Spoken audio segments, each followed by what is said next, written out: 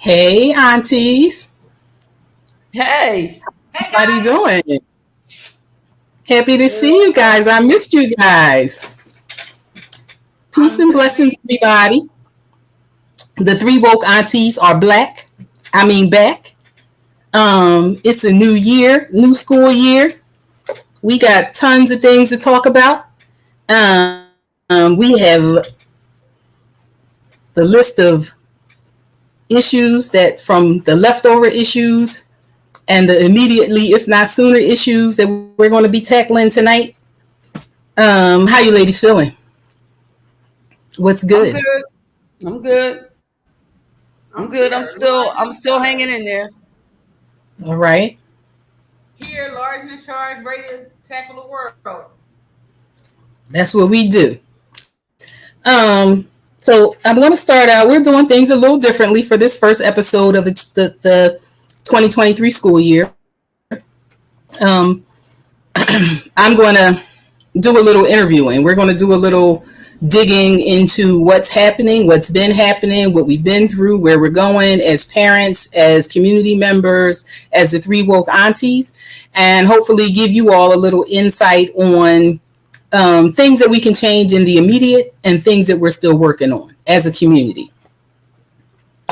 Auntie Renee, how was the summer and what are you doing this year? Whew. Um, the summer was busy for Auntie Renee. Auntie Renee took her son to Connecticut. I miss my baby.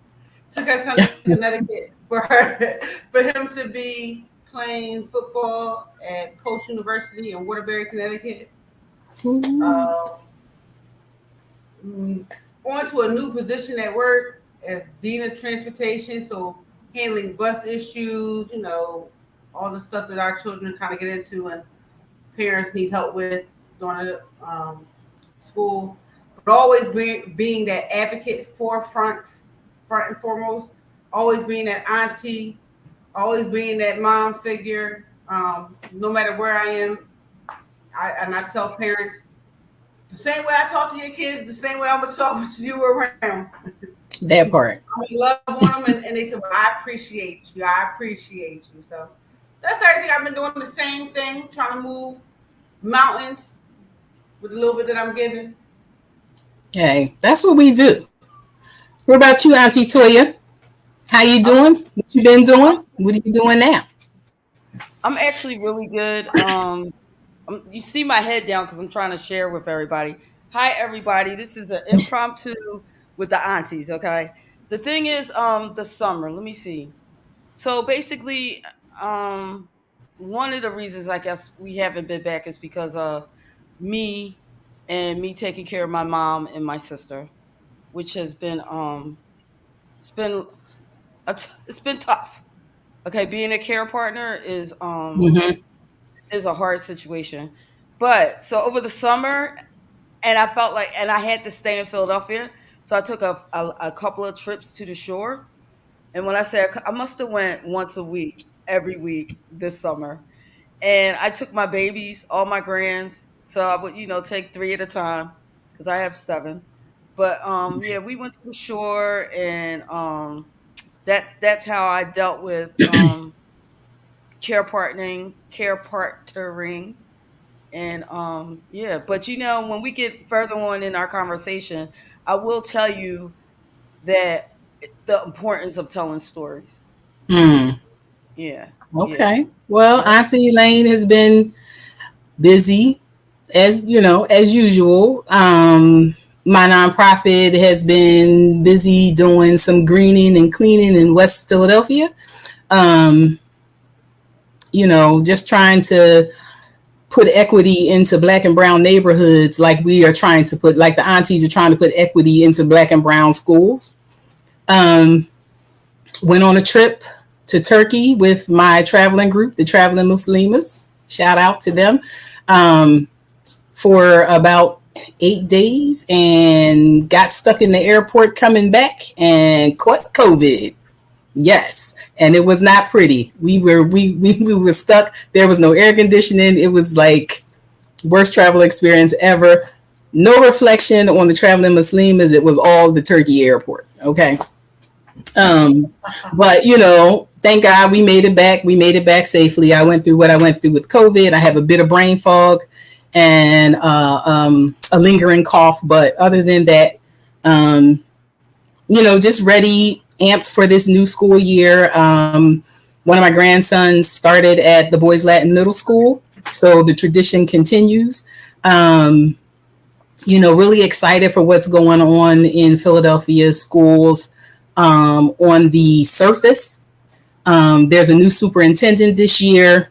We're going to see how that plays out, but we're going to talk a little bit about all of that today. The aunties are ecstatic to be back.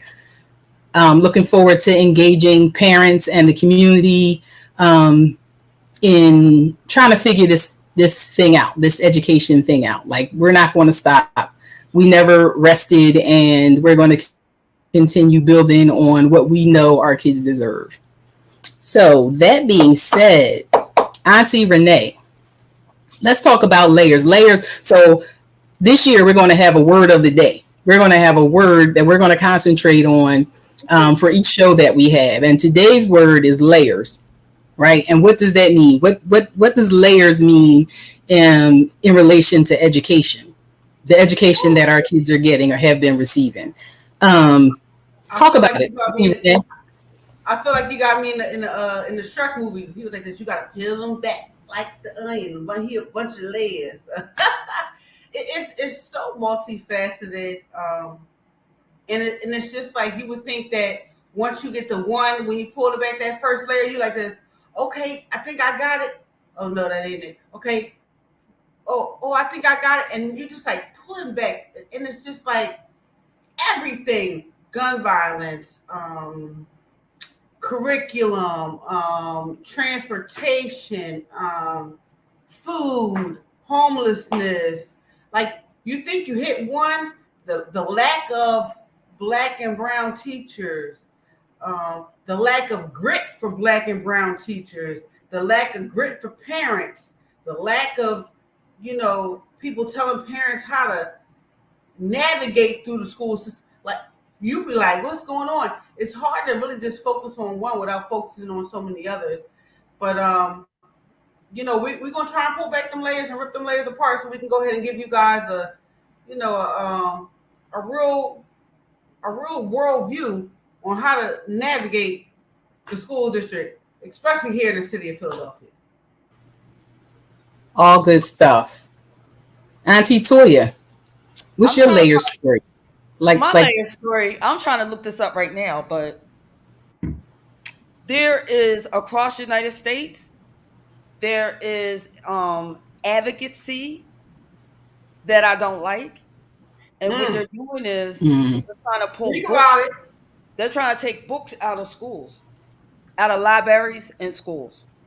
And I'm talking at the school district level and at the library level.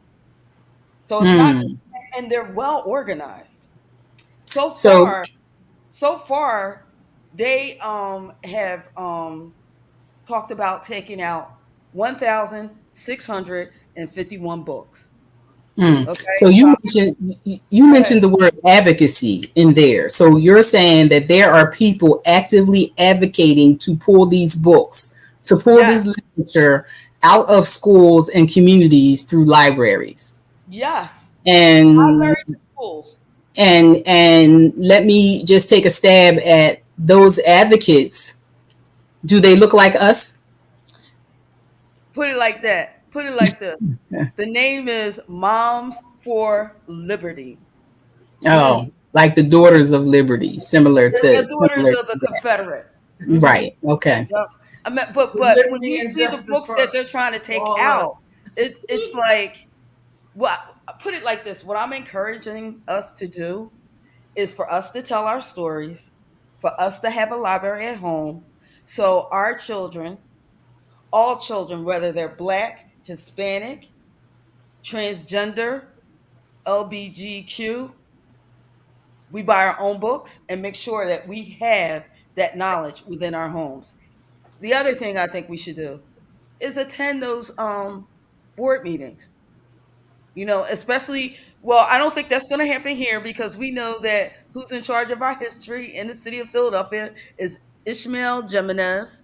Shout out Yeah. to my first Woo. black, Congratulations, Ishmael. male educator. Shout out to him. But yep, that's what I said.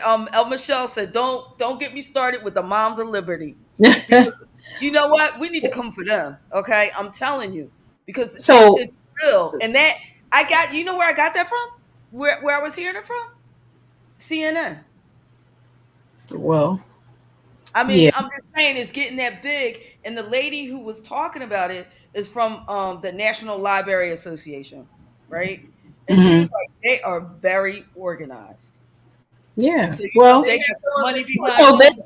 you know there's a history of them being very organized for what they want, Right. right? And what we need to impart to our folks is that we can be just as organized, right? Yes. We need to be Yes. just as organized. Yes. So let's pull this back to the layer aspect. How is pulling books out of schools and libraries affecting our children? Pulling those They don't, particular books. okay, I'm about to Speak go, a little girl. bit about the types of books that they're pulling out of the libraries Okay, so I'm and talking schools. about things about Martin Luther King. Um I'm so sorry. You know what? You got me on that one, right? It's not just Martin Luther King, but it's wait a minute, if you give me a second, I'll pull up the article. Books that highlight the actual history of what happened in the Uh-huh. United States, Exactly. it's not right? Spanish just history, books black like That history, put all of it. All of it. it's All of it's it. it's like Spanish, I mean Latino history, it's not even gay, just history though too. It's like it's right. Our books on, culture. yeah, not even like the crazy part is it's not even all culture. Maybe like some folklore, maybe some it's like, tall tales that we just, great stories to go around. Like they peel are it back, peel it back further, dig so deeper. so Anything that's painting so any white so people anything in a bad light, anything in a with negative light, anything correct. that they feel will make their children feel bad or ashamed or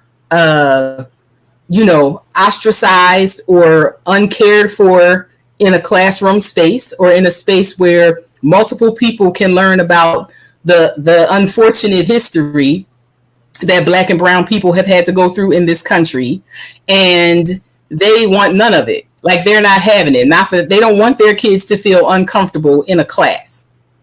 And While The our kids Washington Post, made to feel uncomfortable for decades since the the beginning of Washington, education.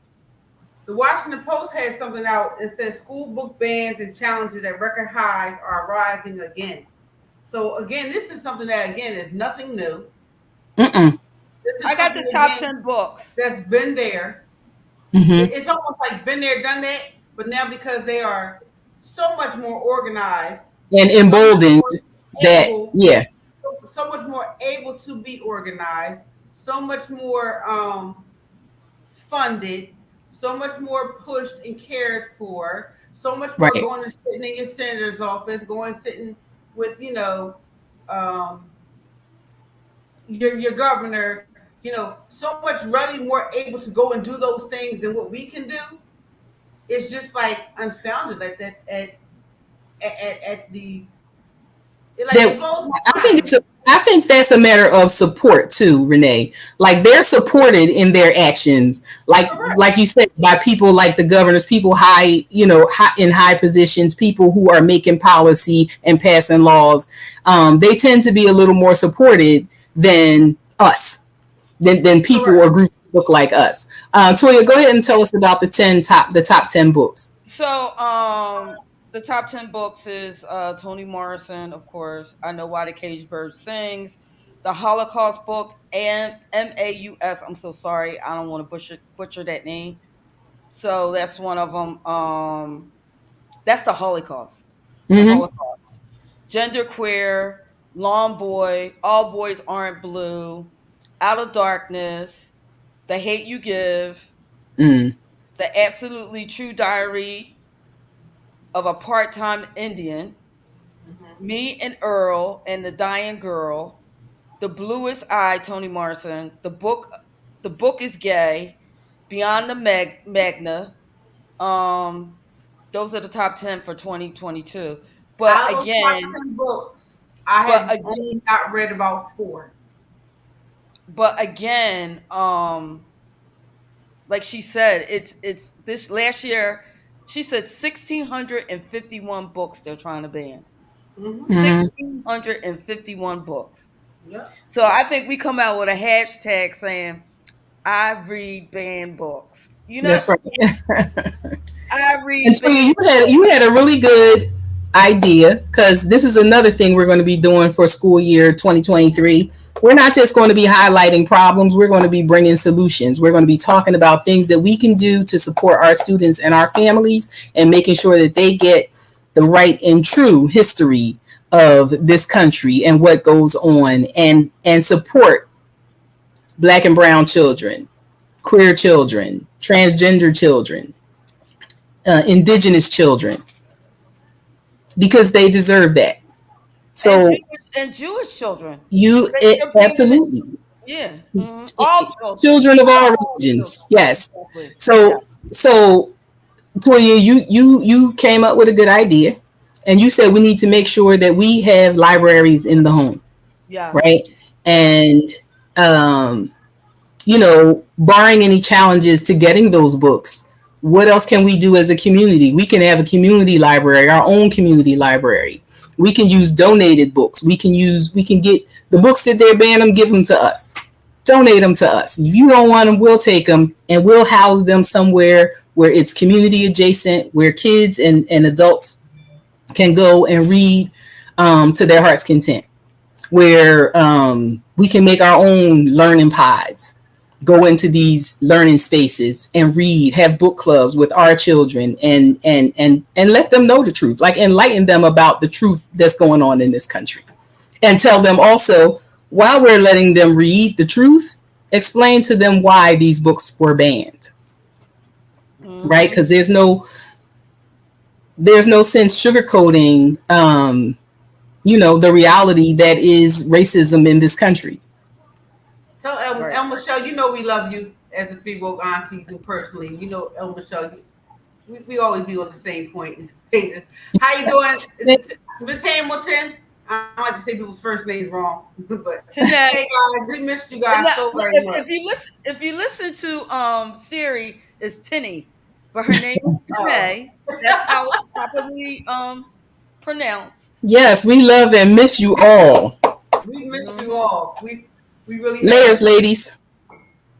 Layers. Let's talk about some of the issues we want to tackle and bring to the forefront for this upcoming school year. Like I said, we got our list of leftover issues, and leftover issues can go back 10 years.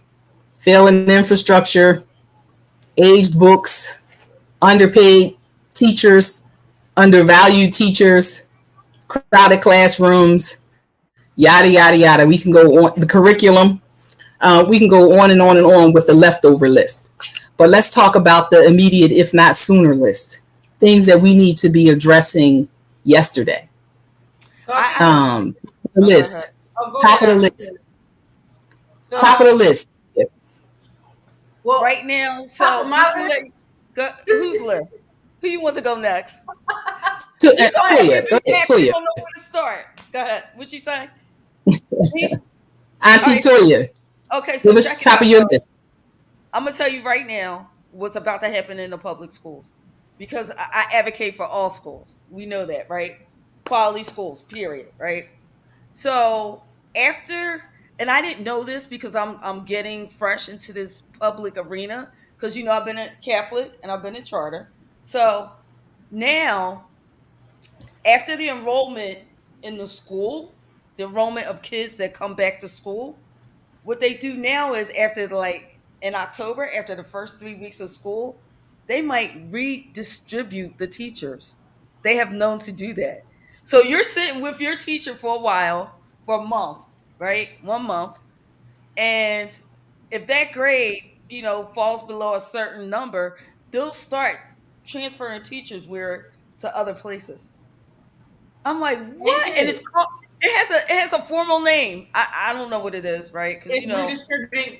You were right. It's redistributing, but and children. Let's not let's Mm. sometimes we gotta call a spade a spade. So let's say they find out after they chew up with their attendance and all those things, they find out that there's four third grade classrooms. This one third grade classroom only has 10 kids. They're like, okay, we're gonna redistribute these kids and this teacher, and we're gonna put y'all where we think we should put y'all, not where you might need to be, or it could be close to home or whatever. It's redistributing. Elma Shaw had a really good thing, and it's really kind of on the layers thing of my layers. I mean, it may not be the top one. She said, "How y'all new superintendent doing?" I'm saying, please bless us, pray for us every day. Um, just put a good word in, whatever your religion is, to say, please help out the school district of Philadelphia and the superintendent. And I've never been one to be scared to say anything. Um, but So he go so ahead. he has layers to deal with as well, right? Woo, He has decades of layers to deal with in the Philly school district. he Um, does. Renee, what was your top? My my top layer would be the teachers that we have, and them having grit or um, tenacity, to be able to stay for these students, to be able to really want to teach these students, um, So, for so them I'm going. sitting there with a paycheck telling us, okay, today is the third week of school and we just want to get to what I feel like we should be getting to. Okay, now I'm gonna pull a layer for you on that topic, right? Um, saying for me, saying teachers should have grit and tenacity, it equates to the same thing as saying black kids should have grit and tenacity, right? But are you supporting and preparing these teachers to have that grit and tenacity? Because that's not something that comes naturally to a lot of people, right? So Grit, so grit. I take that with the state of education so differently. So Mm-hmm. I understand what you're saying, and I've tackled with this response for maybe about a month now, because I take that just teaching as I'm a parent. There's no book on how to be a parent. If you can Exactly. find a good one, please let me know. Somebody out there in social media land, say, hey, this is the book, and I know this book works because we did this, and just give me some things that you've done Right. so I Right. know that it works. But there isn't one.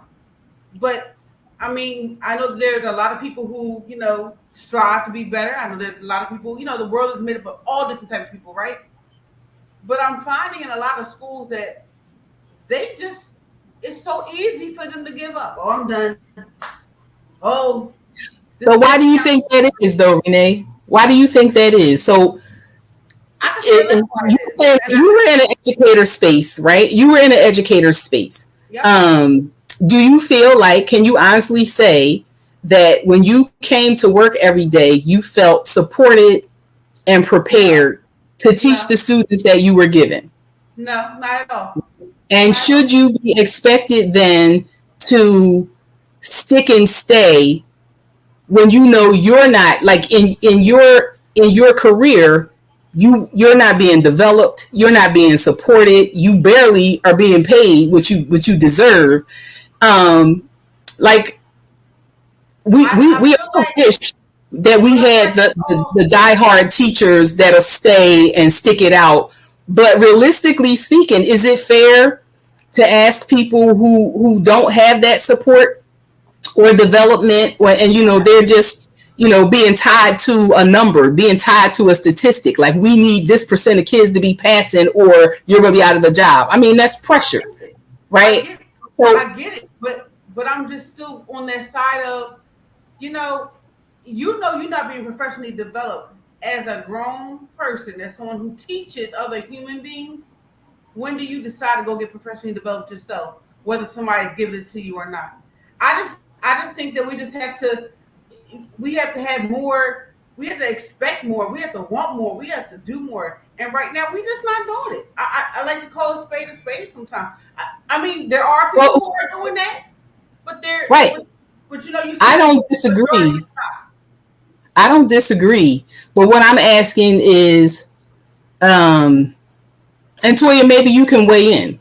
Like, what is the when is the expectation of an adult who went to school to educate children, and they get hired in a school district like the Philadelphia School District, or even some charter schools? When is the expectation that that person should take it upon themselves to, come out of pocket, possibly to get further developed, to teach in a space where they weren't being supported before they got that development, nor were they being paid fairly. And I'm not saying all teachers are underpaid, but a lot of inner city teachers are Majority of not them paid are. what they're worth. Correct. Yeah. But I mean, before you say something, I'm sorry. We also have to understand we live in a world where um, basketball players and football players get paid way That more than somebody exactly. who educates hard. Exactly. So again, we know we live in a so sometimes I'm with the we know we live in a lopsided world. So I'm just going to continue to be lopsided because it's supposed to be lopsided. Yes. I can't teach my kids to be lopsided because it's going to continue to be lopsided. That's just like me. They didn't for like Black History Month. They still teaching about Dr. King. Like I'm not trying to be rude. I know there's so many things to learn about Dr. King, but dang, can somebody learn about Emmett Till? Can somebody learn about Ida B. Wells? Can somebody learn about Morgan Freeman? Like I mean, is there other people Come around? on. Come Like, on.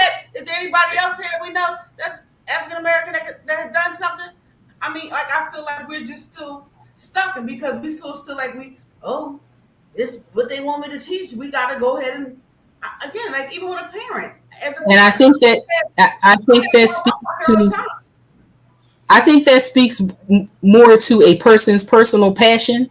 Like Correct. you said, we want better because we know our kids deserve better and we've seen better, right? Correct. That's So why you I jump say this. anytime. You look like you thinking hard. Jump in anytime. Who, me? Yes, Auntie Toya. No, I'm just thinking.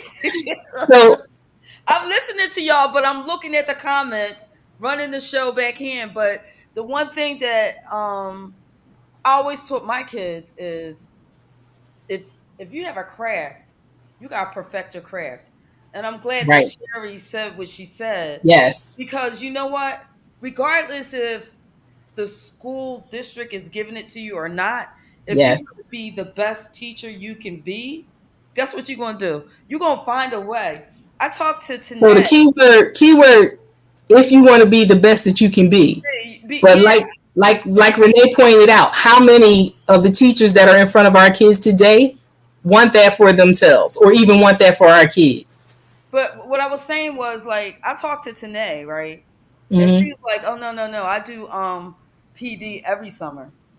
Right? She finds a way and she might attend a college course, take a college course or Yeah. whatever, but during the summers, she finds something to push her along, to make her better, to help her, empower Yeah. her students to be better. You know what I'm saying? Yes. And guess what? I'm doing the same thing. And you know what? I forgot to tell y'all, give you Yeah. my props, right? I'm gonna give you my props. I'm going into the classroom this year. Okay. Hey, I'm going into the classroom this year. I'm going to be a teacher's assistant. And I'm going to help these babies with their ABCs. And let me tell y'all something, right? I know I'm ready. Let me tell you why I'm ready. Because I got seven darn grandkids and I Mm-hmm. have books and I teach. The colors is autumn. We're gonna learn some colors. You know what I mean? I can't wait. And I know That's that right. they're gonna need that tender loving care piece. I know Sherry, she's an expert at it, right? Yes. And I had a conversation with her. I was ready to say, "Oh my God, I can't do it." But she's like, "No, no, no." So you know what I'm gonna do? I'm gonna sit there. I'm gonna take my crochet hook, just like I took my little kids, my grandkids, and I'm gonna teach them some stuff. That's because I right. know you crochet begins with a C, you know. But anyway, That's right. right? But I already called Sharif for the educator, you know, the black educator, the center, and I'll probably be like taking some courses there.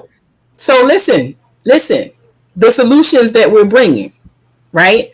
For teachers, educators who might not know how to go after that personal PD, right? The Centers for Black Educator Development is an excellent resource.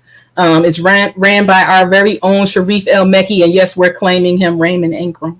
Um, you know, it's it's an awesome organization ran by an Right, we awesome always gonna brother. claim you. Don't listen. We're not gonna do that, Ray. Don't do um, and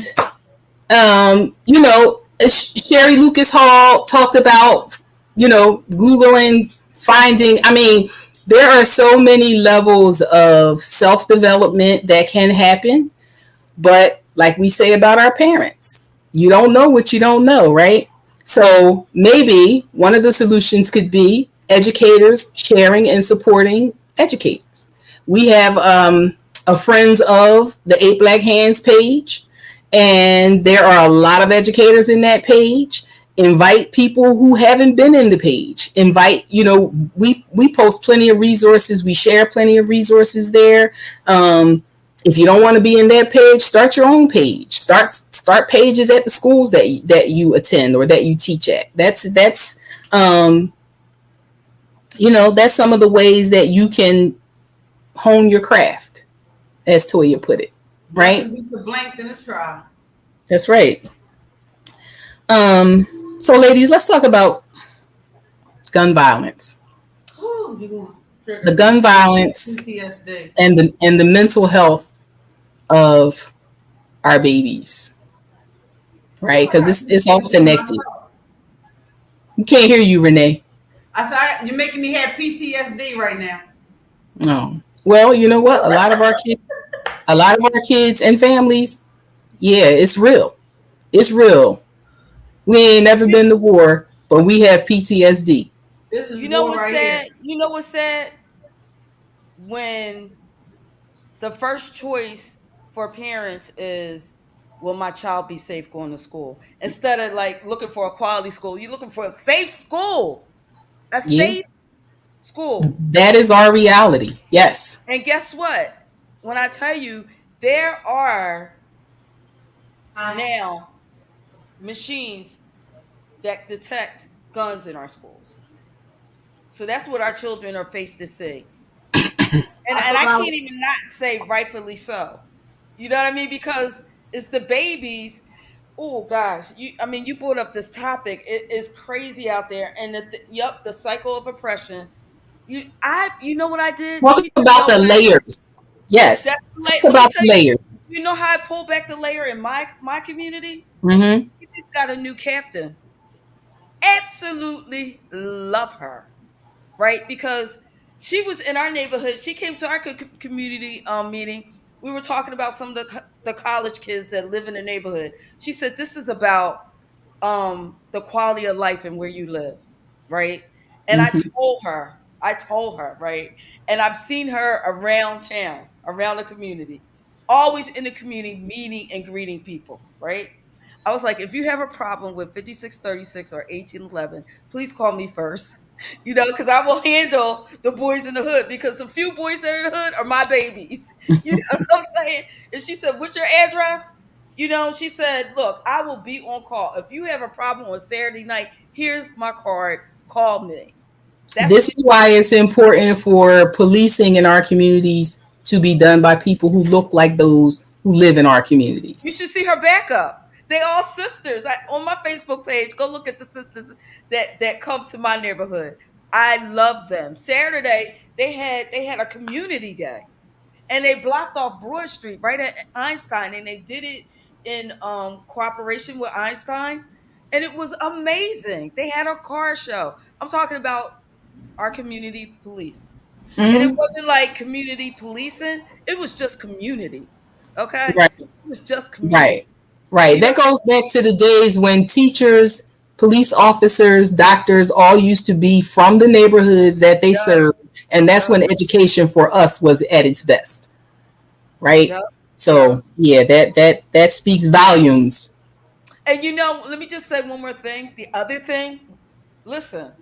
So not only do I work at the school, I'm like the homeschool president at the public school, which is fine, traditional public school, love it, absolutely love it. But the kids, I don't know if they call me Gigi, right? Gorgeous grandma, that's what it stands for. But I don't know if they like me so much because guess what? I done ran. It's in my neighborhood, so I ran into all the kids and their parents, like at the fruit store, right? Right, Driving right, down the street. I'll stop. Yo, son, what's going on? You being good? You all right? Stay out of trouble, right? I saw one little boy. He does like he's a leader and he's something else. But when I saw his mama and he saw me, his mom was like, "Oh, you know my son." I'm like, "Yeah, he's such a good leader in school." Like, you know, aren't you? Aren't you? You know what I mean? So I also and I feel like back in the day, teachers actually were from the neighborhoods that they right, taught in. right, And I see how important that is because they know they're going to run into me at the library, at the supermarket, at the corner store, everywhere. right. So it's just good. It's a great feeling. Yeah, And so a lot of kids be like, "Hey, Dean Brown, what's going on? Can you just walk by the house?" I said, "I mean, I live around here. I gotta walk by here." No, no, no. Like, can you get in your car and go the other way so you don't see my auntie? Tell 'em what I and was saying. kids low key appreciate that you know their name, that you know where they Yeah, live, you know their parents, right? That makes them feel special. That makes them feel supported. yeah. But They talk tell them about that, and all their parents tell them that. Oh, Brown, you can go ahead and I said I can't do that in school, but once we get on the block, I got you, mom. I got you. talk about how making those connections in the communities that we live in and that we serve in um, can help address some of the gun violence. Like, how do you think that being connected to families um, as educators or people who are from a school space or a community I'm space, still how do you think that could help address some of the gun violence issues that are going on? Look, let I'm me tell still you on the something. outs with that one. All right, who's first? Unfortunately, Go ahead, I Renee. was Let Renee take it Go first. ahead. Go ahead. I'm sorry. I was saying I'm still on the outs with that one. I'm still trying to figure out self wise how those things can help because I've seen um so many people who may have a relationship or may not have a relationship, or you never know sometimes, But I think the biggest part of building a relationship is again, and I would have to give it to the parents, is that owningness of knowing that somebody else wants the best for your child, just like you want the best for your child. I'm not sitting here telling you that they were out of pocket today just to tell you that they was out of pocket today. It's in the hope to partner with you to see if, hey, you need some help. I know we out here, us, and we'll say a singles moms gotta stick together, girl. Just to reassure, just to love on, just to care, um, just to be able to And would say, you agree on that? Would you do you ladies agree that a lot of our young people out here not only feel unsupported, misunderstood, and unloved by some of the communities that they live in because nobody takes the time to engage them in ways that would address some of the issues that they're facing? I Like think I'm gonna do a short story here. I was recently at a community meeting about greening, improving the green canopy in and around West Philadelphia, right? Like beautifying and cleaning our neighborhoods. And the people who were invited to the meeting were residents, community organizers, nonprofits, and then there were a couple of young people, teenagers, right? Two young men. And so we toured the neighborhood, looked at some examples of what greening could look like. They what the possibilities were for our neighborhoods, right? And after we took the tour, we after we took that tour, we saw some areas where greening didn't exist, right? And we saw like the heat trap, the urban heat trap, like the concrete jungle. It was uninviting. It wasn't clean. There was nothing green about it except maybe a grocery bag blowing in the wind. And then we went back to this meeting space, and the organizers asked for input from, everybody that went on the tour. And when it got to these young people, they were effectively shut down by voicing their opinion about what they felt their neighborhood needed. And some older people in the group were like, "Oh, you don't know, we don't need that. That'll just attract so and so and so. Nobody cares about that. What we need to do is," and they just like quieted them to the point where, one young man was putting on his book bag, like he was just ready to go. And I took them aside and I explained, I said, what, it's so wonderful to see y'all here and to share with everybody what you want to see in your neighborhood, because that's important, blah, blah, blah. And at first they looked confused. Like, well, why is she saying this? And I said, I hope you weren't leaving, because your input is very important. Like, you are the people who are going to be the homeowners in this neighborhood in a few years. Like, half of these people are going to be on their way out, right? It's imperative that we know what it is you want to see as improvements in your community. Like, y'all are the ones dealing with the gun violence more than us, right? We're losing sons, but y'all are the sons that we are losing. And, we brought up, so at the end of the presentation or whatever, the organizer kind of talked about, if you could leave with one thing, what would it be? And the young men stood up and said, never have we been to a meeting where we've been made to feel like our voice was valued. And that was important, because we were on our way out. Nobody wanted to hear what we had to say about, taking care of our neighborhoods. And maybe if they listened, we would be more than happy to, clean up a lot, or, just be engaged and do things so that we feel important, included, and supported in the neighborhood. And it's things like that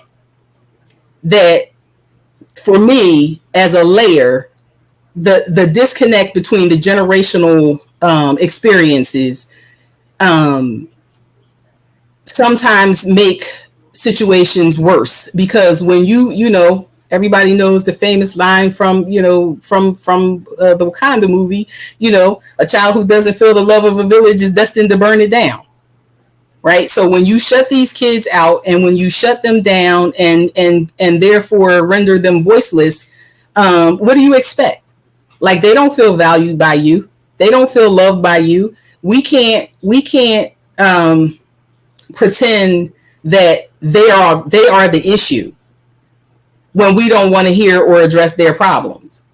You know what I mean? So that as a layer for me to some of the gun violence and some of the the networking and the connection and having people from the community supporting these young people in the school space, knowing where they live at, knowing their family, if they're going through an issue, they have somewhere to turn. That is very important.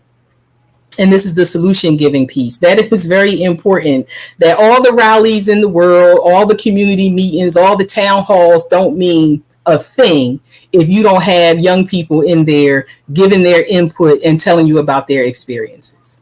Correct. That's what That's correct. I mean, I can say for myself, my daughter, it might have been the other day or the day before. I don't remember what day it was. Maybe a couple of days ago. I got a message from the school, and it said, out of abundance of concern, we're letting school out early. Well, I go into panic mode already. It's just because it's just like the PTSD. I don't know what's going on. So maybe like 10 minutes later, my daughter texted me. She said, I'm tired of not being able to learn. And I'm like, okay, they said you're leaving school early. A lot of kids used to be happy to leave school early no matter what. She's telling me she's tired of not being able to learn. So I text her back and said, well, where are you? She said, with all these fights in here, I'm have to sit in here. They put everybody on lockdown. They're dismissing people one at a time.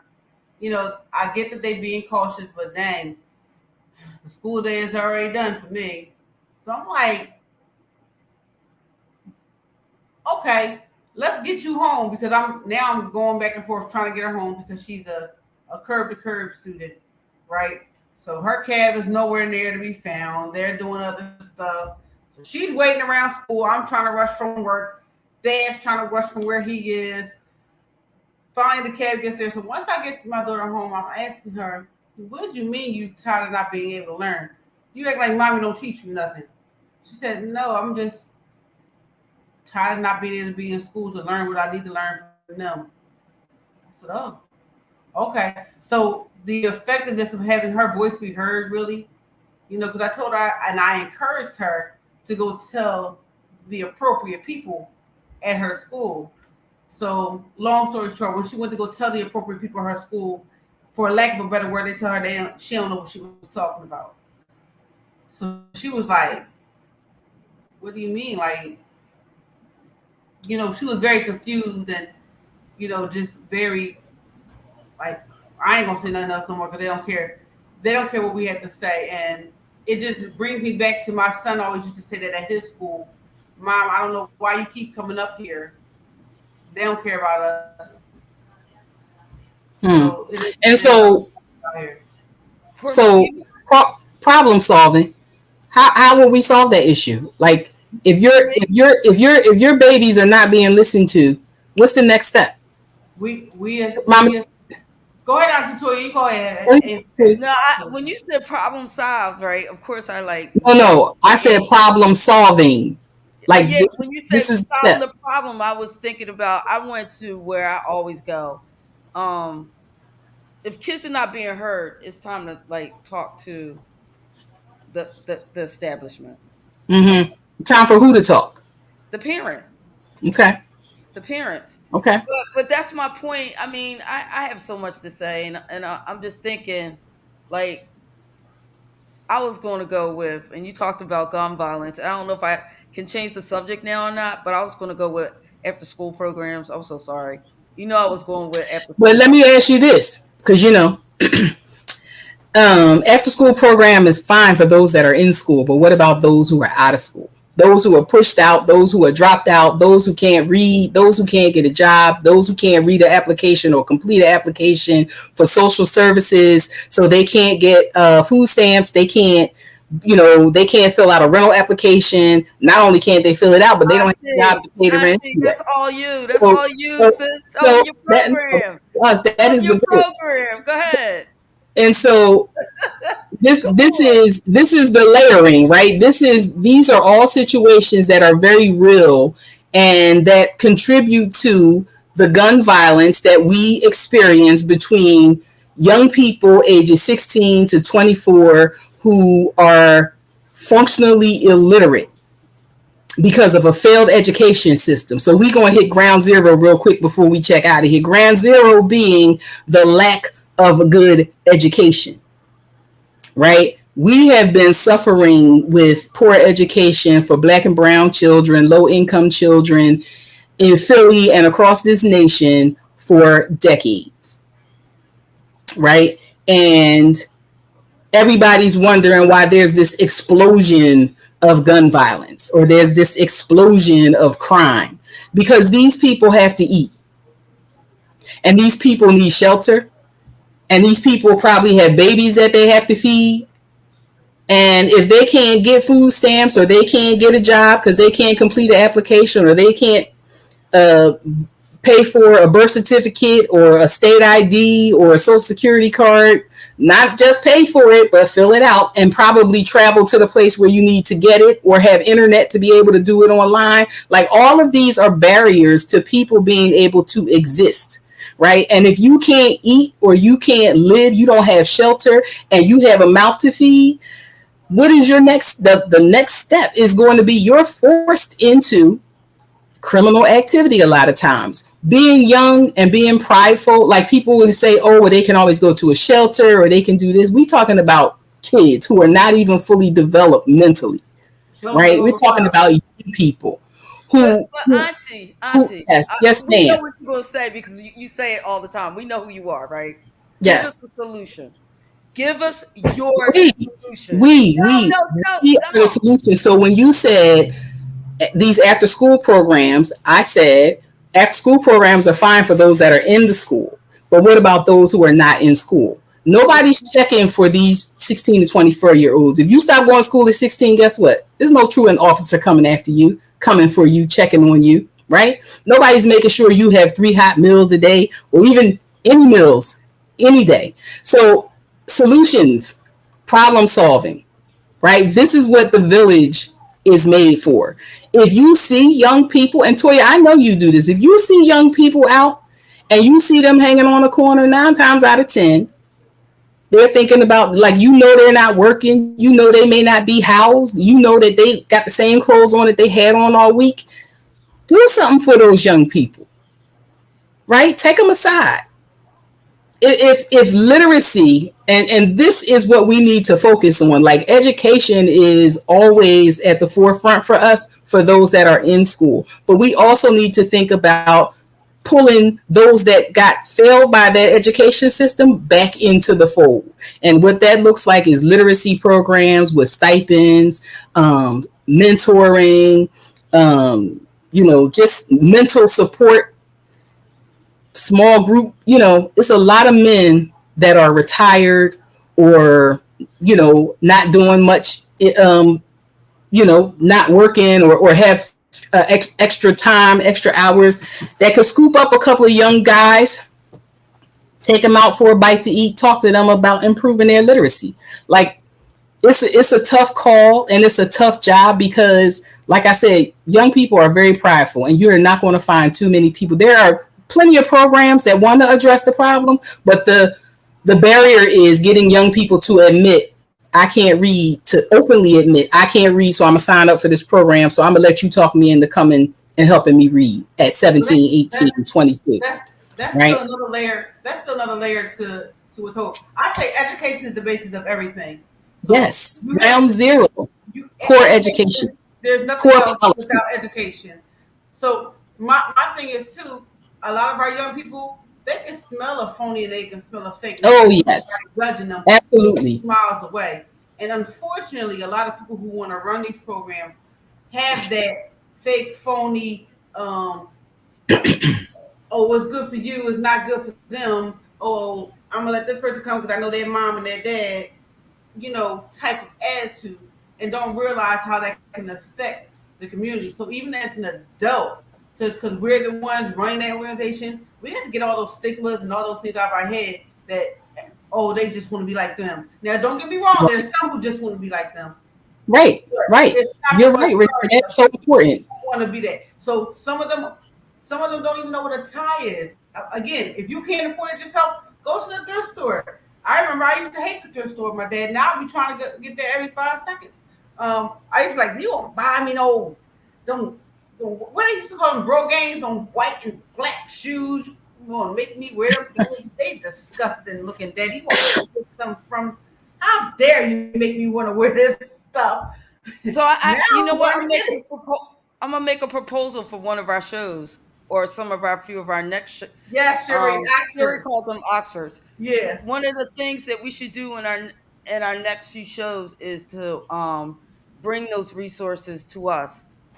Yes. Bring some of those outdoor, like, not after school programs, Miss Elaine.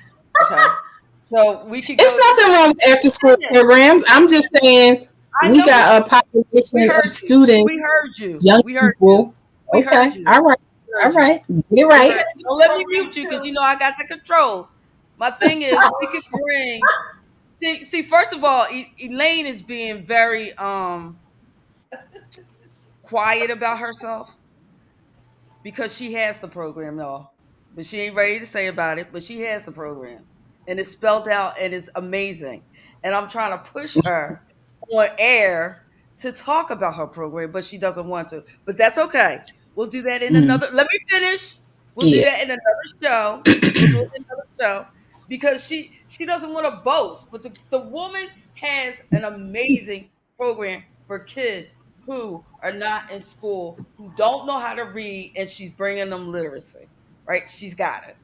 The other thing is, what I'm thinking is, and what I propose is, we bring guests on who have these resources so we can share those with parents. And my other Absolutely. thing, we should do it on Monday nights on a consistent basis, once a month, or maybe every other week. What do you think? Let's ask our audience. Twice a week. while, while Wait, she's wait, wait, asking, wait. while Toya's asking the audience, while Toya's asking the audience, I would just ask though too that How we about that, as Elaine? the aunties also can start to demand, because I don't like to just ask people anymore. I'm past that stage in my life. I have to start demanding what I want.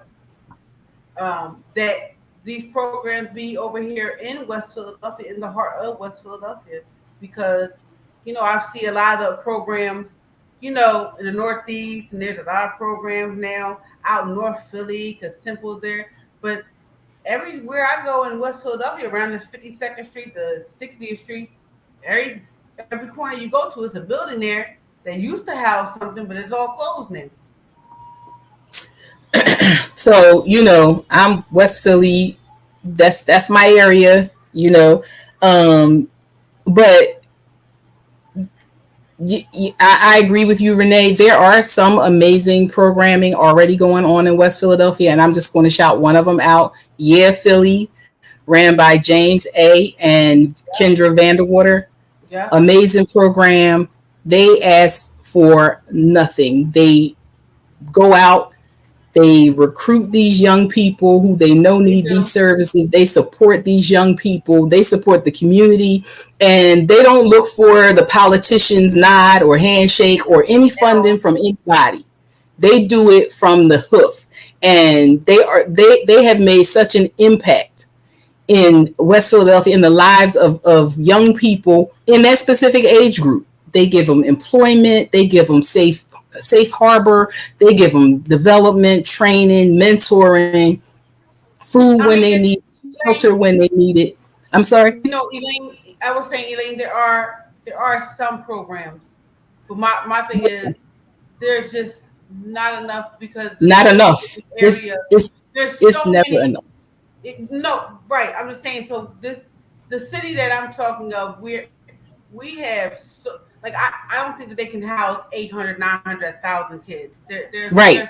no way that programs can do that. There's no way that if they have a program, you have a program, and there's really two other, maybe I would say two effective other programs in the city, in the West Philadelphia area. There are so many more kids that they can house and obtain. The need for more adults to really just be on their P's and Q's is what Yeah. I'm Yeah. saying. And that's why it's important to be collaborative in what we're doing Correct. as a village. Like, it's not just about West Philly, the Northeast, North Philly. It's not just about Philly, period. It's about this. These situations are happening all across this country, right? Yep. And there are other aunties out there, right? There's babas and mamas and aunties and people who are really invested in the success of our children, and that's who we need to rally. Not only do we need to rally them, but we also need to teach and support parents so that they are not overburdened with trying to get a quality education for their children, because that's the root of all of this. That's where all of this stems from: the poor education that has been forced upon Black and brown people for since the beginning of education. Elaine made me do each one teach one. Mm, absolutely. Right. So right now we're coming down to like 1 minute. So do you Okay. want your final thoughts? Yes. So I'm going to start. I'm just going to share some amazing news for the Three Woke Aunties. We have been selected to be presenters. We're going to do a workshop at the upcoming Black Male Educators National Convening in November from the 17th to the 19th. Make sure you get your ticket. We're going to be presenting on Mission Critical. So this is the title of our workshop: Mission Critical: How the Right Parent Engagement Can Be Your School's Secret Weapon. So if you know how to draw in those parents, like every level of parent, and get them to support your school's mission, as long as you are thoroughly and equitably educating their children, they can be your greatest resource. And we're going to teach you about that. That's it. That's my final thought. Go woke aunties, go. Hey, we doing big time stuff, y'all. Now we big time. All right. Renee, what's your final thought? Final thought. We back, y'all. Like we never left. We had some, complications, but this just shows you our grit and our tenacity that we are really here. When we say we're here to love on a community and be here for the community, no matter where your community is, we're here for you. We love you. Auntie Toya. For me, just please continue to buy books. Okay, they're out there. No, seriously, they're out there strong trying to ban books, and You it might sound not like be happening in Philadelphia, but it could be. It's probably happening in Pennsylvania, everywhere. So, Somewhere. Yeah. I mean, it is. It really is. It So, is. yeah, please just do me a favor and create your own libraries and tell your stories. Tell your Yes. family stories yourself because they're powerful. That being said, we'll see you guys very soon. All Amen. right. Love y'all. Good night.